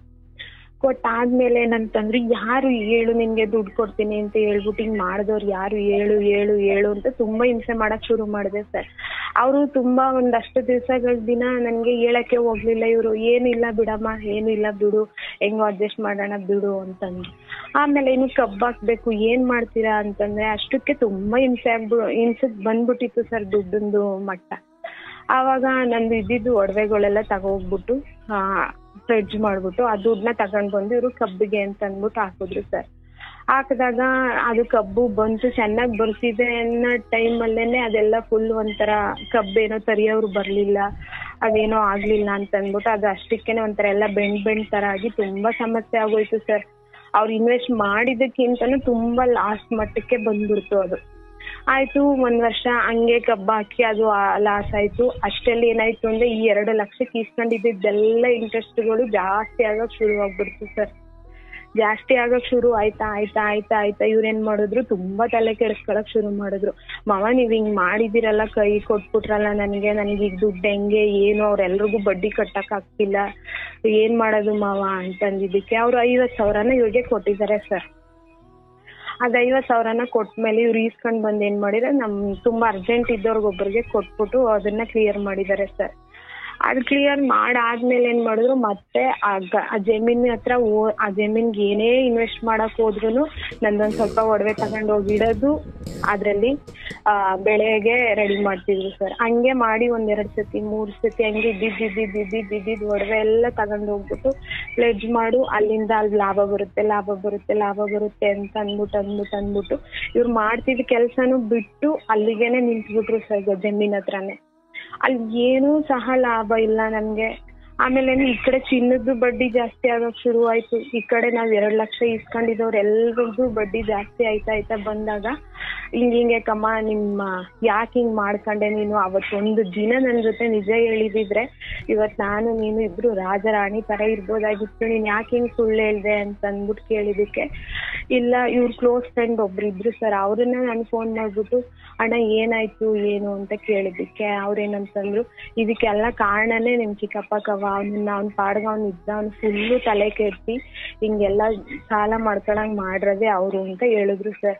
ಅದಾದ್ಮೇಲೆ ನಾನು ಕೇಳಿದ್ದಕ್ಕೆ ಅವ್ರ ಹಂಗಂತ ಹೇಳಿದ್ಮೇಲೆ ನಾನ್ ನಮ್ಮ ಮನೆಯವ್ರನ್ನೇ ನಮ್ಮ ಚಿಕ್ಕಪ್ಪನ್ನೇ ಕೇಳಿದೆ ಸರ್ ನಾನು, ಅಪ್ಪಾಜಿ ನೀವ್ ಮಾಡಿದ್ರಲ್ಲ ಸರಿನಾ ಅಂತ.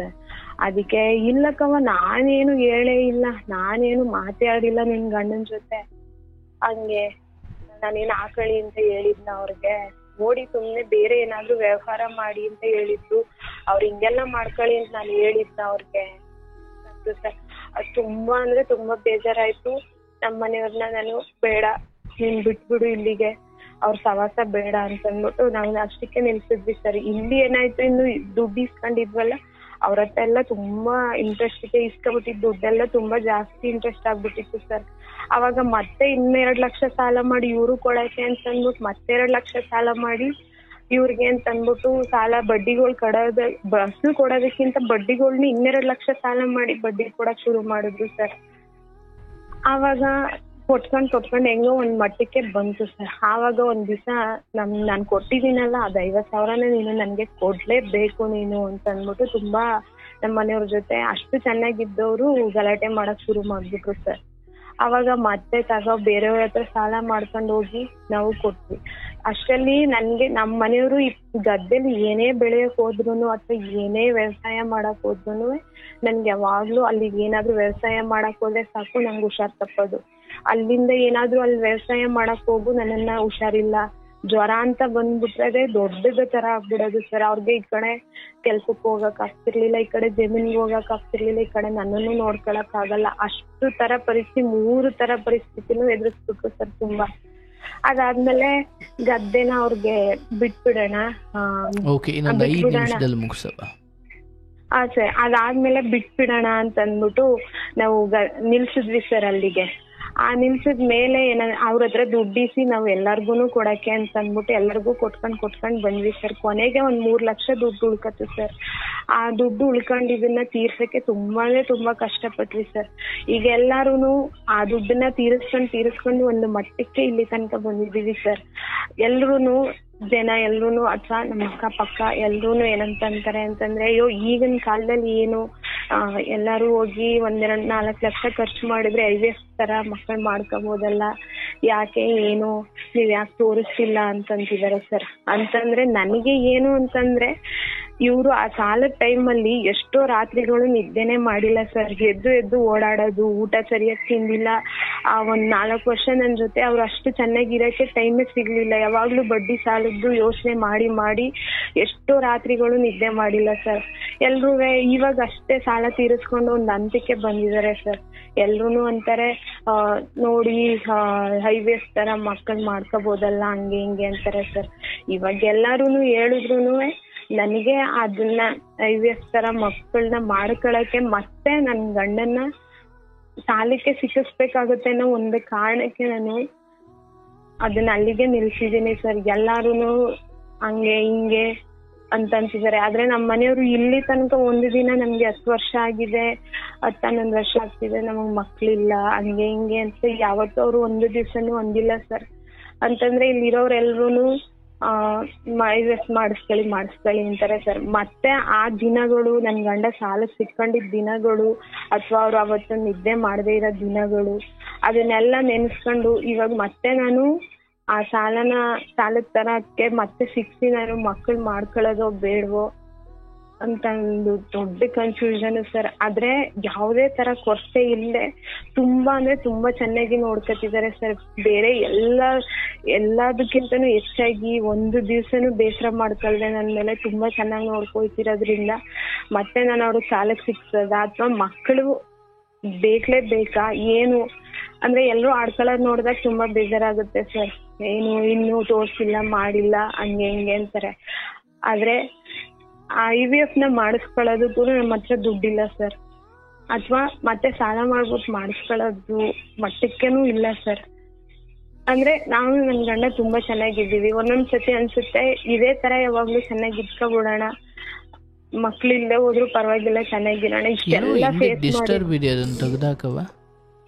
ಸರ್ ಏನೋ ಡಿಸ್ಟರ್ಬ್ ಬರ್ತಾ ಇದೆಯಲ್ಲ ಸರ್. ಇಲ್ಲ ಸರ್, ಇಲ್ಲಿ ಕರೆಕ್ಟ್ ಆಗಿದ್ದೀವಿ.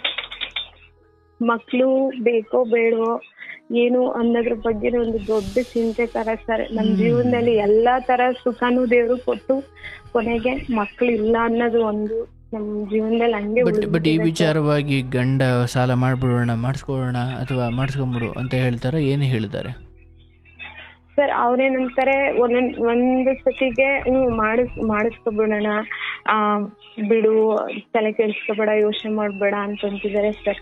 ನನ್ಗೆ ಏನು ಅಂತಂದ್ರೆ ಮತ್ತೆ ಇವ್ರ ಹತ್ರ ಇವಾಗ ಎಲ್ಲ ಇರೋ ದುಡ್ಡೆಲ್ಲ ತೀರ್ಸಿದ್ದಾರೆ ಸರ್, ಸಾಲ ಎಲ್ಲ ತೀರ್ಸಿದ್ದಾರೆ.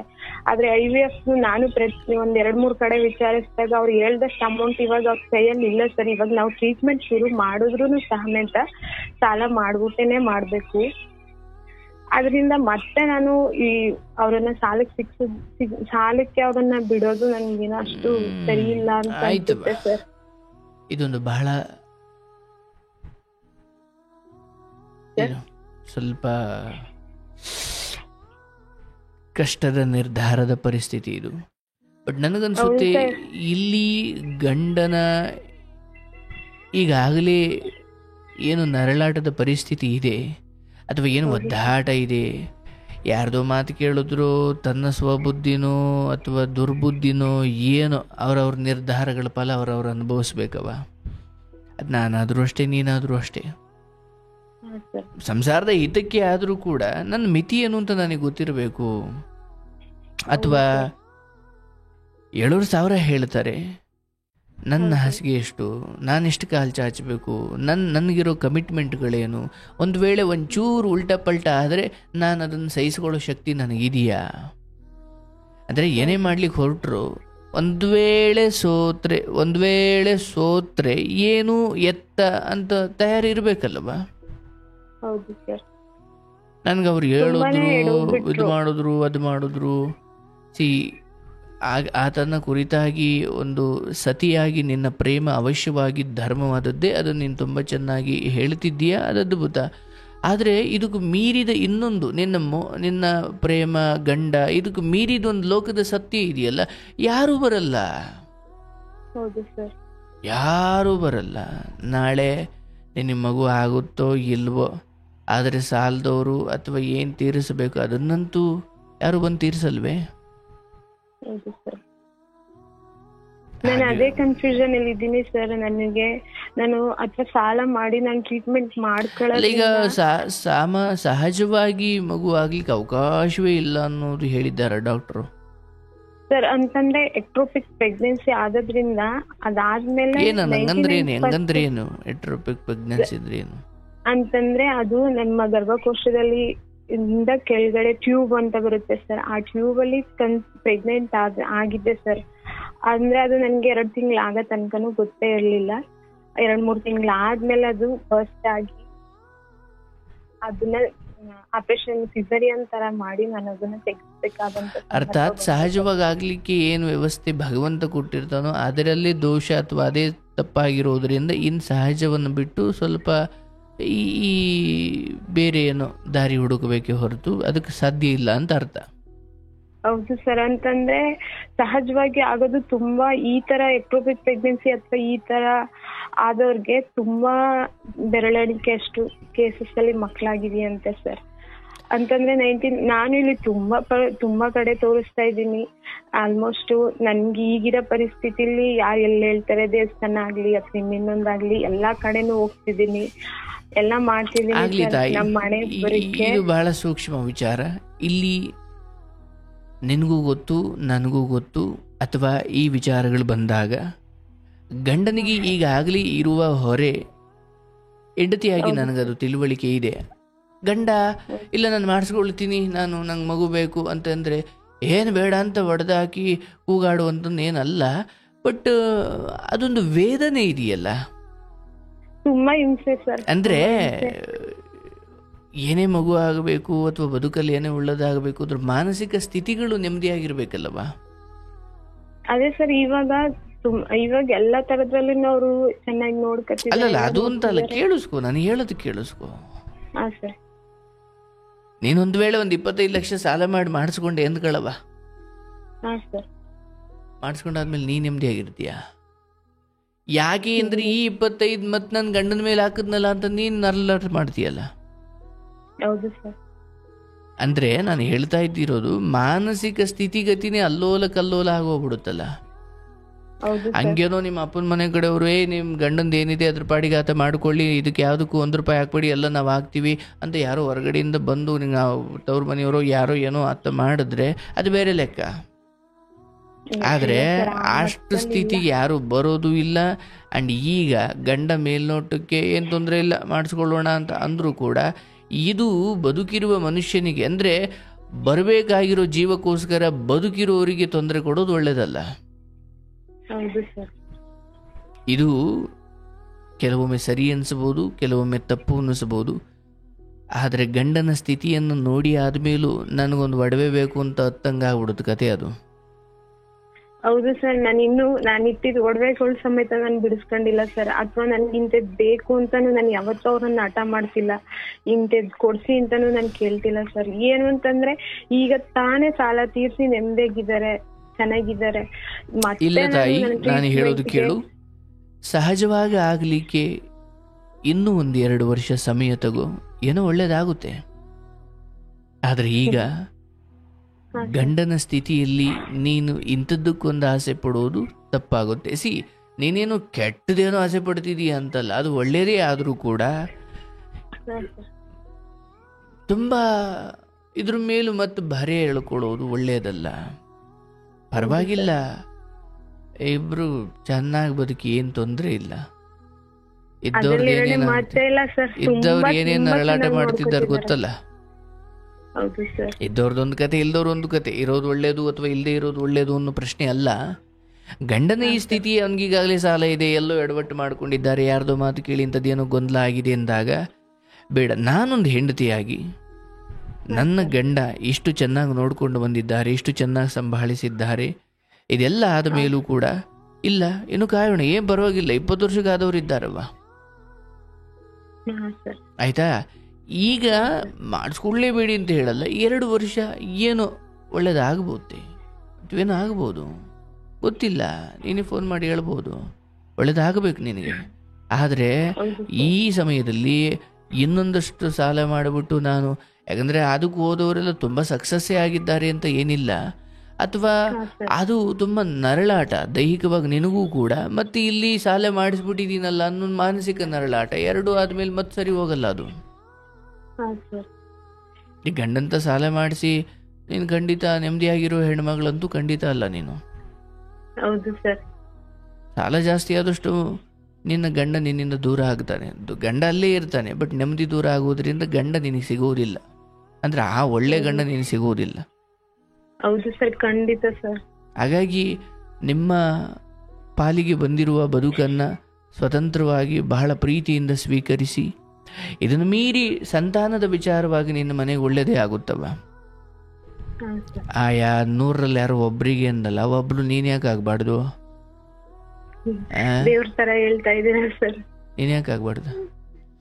ಆಯಿತು, ಈಗ ಗಂಡನ ವಿಚಾರದಲ್ಲಿ ಅಥವಾ ಗಂಡನ ಗುಂಡಿಯನ್ನು ಮತ್ತಷ್ಟು ಆಳವಾಗಿಸುವ ಇನ್ಯಾವ ಯೋಚನೆಯೂ ನಿನಗೆ ಬರದೇ ಇರಲಿ. ಅದಕ್ಕೇನೆ ತುಂಬಾ ಸತಿ ನಿನ್ನ ಹತ್ರ ನಾನು ಇದು ಪ್ರಶ್ನೆನ ಕೇಳ್ಬಿಟ್ಟು, ಅಥವಾ ಅದು ತುಂಬಾ ಮುಖ್ಯನಾ ಅಂದ್ರೆ ಇಲ್ಲಿ ಜನಗಳ ಮಾತು ಕೇಳಿದಾಗ ಇಲ್ಲ ಅದೇ ಮುಖ್ಯ ಅಂತ ಅನ್ಸುತ್ತೆ ಸರ್. ಆದ್ರೆ ನಾನು ಅವ್ರನ್ನ ತುಂಬಾ ಅರ್ಥ ಮಾಡ್ಕೊಂಡು ಅವ್ರು ತುಂಬಾ ಅವ್ರಿಂದ ಎಲ್ಲಾನು ನೋಡ್ತಿರೋದ್ರಿಂದ ಬೇಡ, ಅವ್ರಿಗೆ ಮತ್ತೆ ನಾನು ತೊಂದರೆ ಕೊಡೋದ್ ಬೇಡ, ನನ್ನ ತುಂಬಾ ಚೆನ್ನಾಗಿ ನೋಡ್ಕೊತಿದ್ದಾರೆ, ಒಬ್ರಿಗೊಬ್ರು ಇಷ್ಟು ಚೆನ್ನಾಗಿರೋದ್ರಿಂದ ಮತ್ತೆ ನಾನು ಅವ್ರಿಗೆ ತೊಂದರೆ ಕೊಡೋದ್ ಬೇಡ ಅಂತ ಅನ್ಸುತ್ತೆ ಸರ್. ನೋಡುವ, ಆತನೇ ನಾಳೆ ಓಡಾಡಿ ಲಕ್ಷ ತಂದು ಮಾಡಿಸಿ ನಡೆ ಹೊರಡೆ ಅಂತ ಹೇಳಿದ್ರೆ ಅದು ಬೇರೆ. ನಿನ್ನಿಂದ ಮಾತು ಬರಬಾರ್ದು. ಈಗ ಆತನಿಗೆ ನೀನು ಪದೇ ಹೇಳ್ತಿದ್ರೆ ಹೇಳಂಗಿಲ್ಲ ಬಿಡಂಗಿಲ್ಲ, ಉಭಯ ಸಂಕಟ.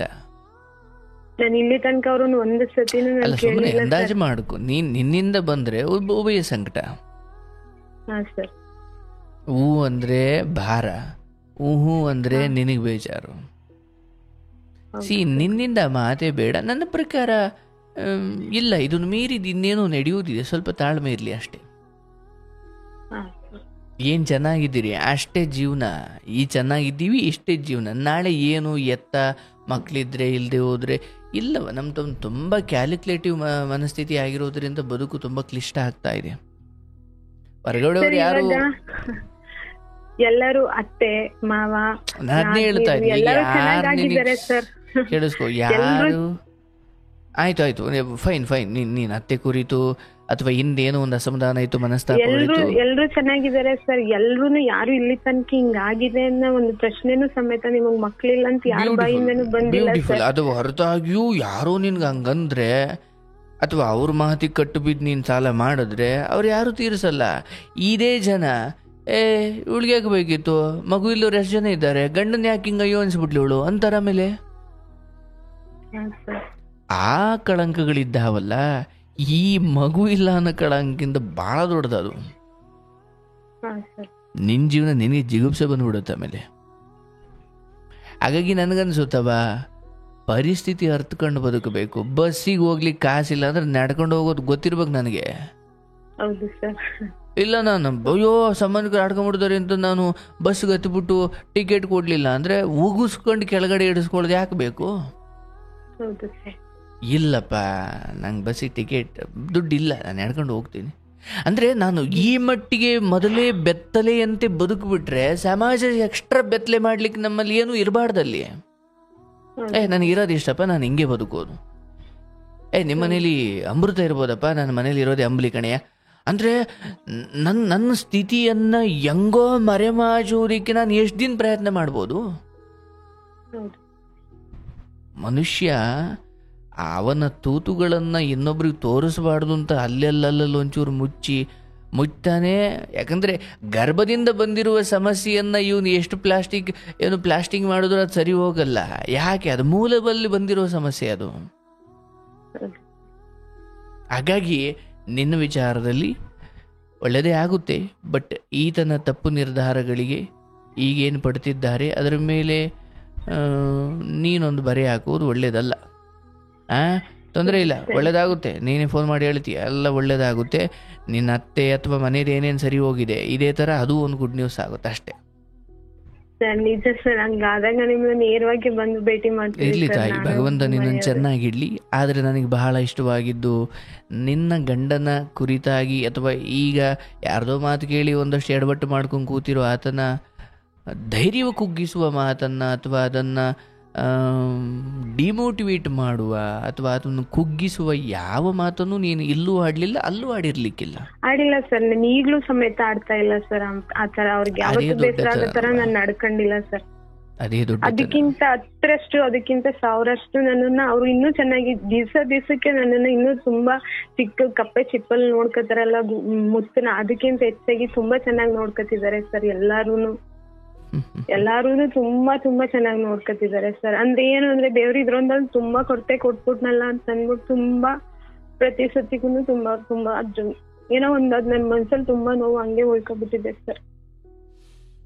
ಇರ್ಲವಾ, ಬಟ್ ಇಲ್ಲಿ ಇದೊಂದು ನಿರ್ಧಾರದ ವಿಚಾರದಲ್ಲಿ ನಿನಗೆ ಗೊಂದಲ ಇತ್ತು. ಬಟ್ ಹೀಗೆ ನಡ್ಕೋ, ನಿನಗೆ ಮುಂದೆ ಒಳ್ಳೇದಾಗುತ್ತೆ. ನಾಳೆ ಗಂಡನಿಂದಲೇ ಒಂದು ಮಾತು ಬರೋದು ಬೇಡ. ಇದಕ್ಕೆ ಒತ್ತಾಯ ಮಾಡ್ಬಿಟ್ಲು ಅನ್ನೋ ಥರ ಆಗೋದು ಬೇಡ. ಹಂಗಂತಾರೆ ಅಂತ ಅಲ್ಲ, ಬಟ್ ಎಲ್ಲ ಅಂದಾಜುಗಳು ಮನುಷ್ಯನಾಗಿ ನಿನಗಿರಬೇಕು, ಹೆಂಡತಿಯಾಗಿಲ್ಲ ಮನುಷ್ಯನಾಗಿ. ಸಂಬಂಧಗಳು ಹೆಂಗೆ ಅಂತಂದ್ರೆ ನಂಗೆ ಸಿಕ್ಕಿರೋರು ಎಂತ ವಿಶೇಷವಾಗಿ ಅಂತಂದ್ರೆ ಸರ್, ನಮ್ಮ ಅಪ್ಪನ ತರಾನೇ ಅವ್ರುನು ಯಾವ್ದೇ ತರ ಸ್ಮೋಕ್ ಮಾಡೋದು, ಡ್ರಿಂಕ್ಸ್ ಮಾಡೋದು, ಯಾವ್ದೇ ತರ ಕೆಟ್ಟ ಅಭ್ಯಾಸಗಳು ಒಂದೂ ಇಲ್ಲ ಸರ್ ಅವರಲ್ಲಿ. ಅದಕ್ಕಿಂತ ದೊಡ್ಡ ಕೆಟ್ಟ ಅಭ್ಯಾಸ ಕಂಡವ್ರ ಮಾತು ಕೇಳಿ ನಮ್ಮ ಹಾಸಿಗೆ ಮೀರ್ ಕಾಲ್ ಚಾಚೋದು, ಅದೊಂದಲ್ಲಿ ತುಂಬಾ ಎಡೋಗ್ಬಿಟ್ರು ಸರ್. ಅದ್ ಬಿಟ್ರೆ ಅವ್ರ ಜೀವನದಲ್ಲಿ ಇದೆ ದೊಡ್ಡ ತಪ್ಪು ಮಾಡ್ಕೊಂಡಿರೋದು ಅಂತ ಅನ್ಸುತ್ತೆ ಸರ್. ಅದ್ ಬಿಟ್ರೆ ಇಲ್ಲ ತಾಯಿ, ಒಂದು ತೂತ ಸಾಕು ದೋಣಿ ಮುಳುಗ್ಲಿಕ್ಕೆ. ಹೌದು ಸರ್, ಅದು ದೊಡ್ಡ ತೂತೆ ಮಾಡ್ಕೊಬಿಟ್ರು ಅವ್ರ ಜೀವನದಲ್ಲಿ. ಅವನ್ ಯಾರೋ ಕುಡಿದ್ ಕೆಟ್ಟ, ಇನ್ಯಾರೋ ಮಲಗ್ ಕೆಟ್ಟ, ಈತ ಹಿಂಗ್ ಕೆಟ್ಟ ಅಷ್ಟೇ, ಕಾರಣ ಬೇರೆ ಇರ್ಬೋದು. ಇವನ್ ನಾನು ಹೇಳ್ತಿರೋನು ನನ್ನ ಬದುಕಲ್ಲಿ ತುಂಬ ಎಲ್ಲವೂ ಸರಿನೇ ಮಾಡಿದ್ದೀನಿ ಅಂತಲ್ಲ. ಮಿನಿಮಮ್ ಈಗ ಅವ್ರು ಅದು ಮಾಡಿದ್ದಾರೆ, ಅರ್ಥಕೊಂಡಿದ್ದಾರೆ, ಅದಕ್ಕೆ ತಕ್ಕಂಗೆ ಏನೋ ಪಶ್ಚಾತ್ತಾಪ ಪಡ್ತಾನೆ, ಅದನ್ನು ತೀರಿಸ್ತಾ ಇದ್ದಾರೆ. ಫೈನ್, ಅಷ್ಟಾದ್ರೂ ಸಾಕಲ್ಲ. ಯಾಕಂದರೆ ಹಿಂಗೇನೋ ಆದಾಗ ಸಾಯೋರೇ ಜಾಸ್ತಿ, ಹಿಂಗೇನೋ ಆದಾಗ ಅದೇ ನೆಪ ಹಿಡ್ದು ಆದಿ ತಪ್ಪೋರೇ ಜಾಸ್ತಿ, ಕುಡಿಯೋರು ಜಾಸ್ತಿ. ಅದ್ರ ನಡುವೆ ಅದೇನೂ ಆಗಿಲ್ಲ, ಅದು ಅವ್ರ ದೊಡ್ಡ ಗುಣ ಅಲ್ವಾ? ಆಯಿತು, ನಿನ್ನ ಸಂಸಾರ ಇನ್ನೂ ಅದ್ಭುತವಾಗಿ ಒಂದು ಮಗು ಆಗಿ ಅದು ಬಂಗಾರದಂಗೆ ನಿನ್ನ ಜೀವನ ನಿನ್ನ ಮಡ್ಲು ತುಂಬಲಿ, ಎಲ್ಲ ಒಳ್ಳೇದಾಗುತ್ತೆ. ಸರ್ ಧೈರ್ಯವಾಗಿ ನಿಮ್ಮ ಆಶೀರ್ವಾದ ಅಪ್ಪ ಅಮ್ಮ ತಮ್ಮ ಇಬ್ರು ತಮ್ಮ ಮತ್ತೆ ನಮ್ಮ ಯಜಮಾನರ ಮೇಲೆ ಸದಾ ಕಾಲ ನಿಮ್ಮ ಆಶೀರ್ವಾದ ಇರಲಿ ಸರ್. ದೊಡ್ಡ ಮಾತವ್ವ, ನಿನ್ನ ಸಜ್ಜನಿಕೆ ನಿನ್ನಂಥ ಹೆಣ್ಮಕ್ಳು ಮನೆತನಕ್ಕೆ ಸಿಕ್ಕರೆ ಆ ಮನೆತನ ಪುಣ್ಯ ಮಾಡಿರಬೇಕು. ಯಾಕಂದರೆ ಸೋಲುಗಳನ್ನು, ಗಂಡನ ಯಶಸ್ಸನ್ನು ಸ್ವೀಕರಿಸೋದಕ್ಕೆ ಹೆಂಡತಿಗೆ ವಿಶೇಷ ತಾಕತ್ತು ಬೇಕಿಲ್ಲ. ಆದರೆ ಗಂಡನ ಕೆಲವು ದಡ್ಡತನಗಳನ್ನು ತಿದ್ದಿ ಮುನ್ನಡೆಯೋ ಒಂದು ಹೆಣ್ಣು ಮಕ್ಕಳ ಸಂತತಿನೇ ಕಡಿಮೆ ಆಗಿರೋ ಕಾಲದಲ್ಲಿ ನಿನ್ನ ಗುಣ ಬಹಳ ದೊಡ್ಡದು. ಆ ಕಾರಣಕ್ಕೆ ದೇವರು ನಿನಗೆ ಭವಿಷ್ಯದಲ್ಲಿ ಅತ್ಯುತ್ತಮ ಬದುಕನ್ನು ಕಾಯ್ದಿರಿಸಿದ್ದಾನೆ. ಸ್ವಲ್ಪ ತಡ ಮಾಡು, ಎಲ್ಲ ಒಳ್ಳೆಯದೇ ಸಿಗುತ್ತೆ. ಎಷ್ಟಾಗಲಿ ತಾಯಿ, ಧೈರ್ಯವಾಗಿರು. ಯಾರ ಮಾತು ತಲೆ ಕೆಡಿಸ್ಕೊಂಬೇಡ. ನಿನ್ನ ಸಂಸಾರ, ನಿನ್ನ ಕುಟುಂಬ, ಅತ್ತೆ ಮಾವ ಅವರಿವರೆಲ್ಲ ಸರಿಯಾಗಿದ್ದಾರೆ, ಅಷ್ಟೇ ಪ್ರಪಂಚ. ಹೊರಗಡೆ ಯಾತಗೂ ತಲೆ ಕೆಡಿಸ್ಕೊಂಬೇಡ, ಆಯ್ತಾ? ದೇವ್ರು ಒಳ್ಳೇದು ಮಾಡಲಿ, ಶುಭವಾಗಲಿ ತಾಯಿ. ಪಾಪ ಗೋವಿಂದ. ನೋಡಿ, ಈ ಹೆಣ್ಮಗಳು ಗಂಡನ ಸ್ವಲ್ಪ ಏನು ಜಾಸ್ತಿನೇ ಅಂದುಕೊಳ್ಳಿ, ಈ ಕಷ್ಟದ ಸ್ಥಿತಿಯಲ್ಲಿ ನಡ್ಕೊಳ್ತಿರೋ ರೀತಿ ಎಲ್ಲರಿಗೂ ಮಾದರಿ ಆಗಬೇಕು.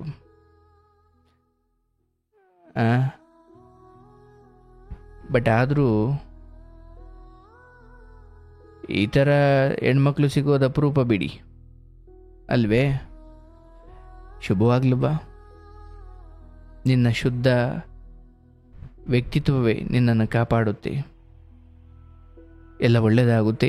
ಧೈರ್ಯವಾಗಿರು. ಶುಭವಾಗಲಿ.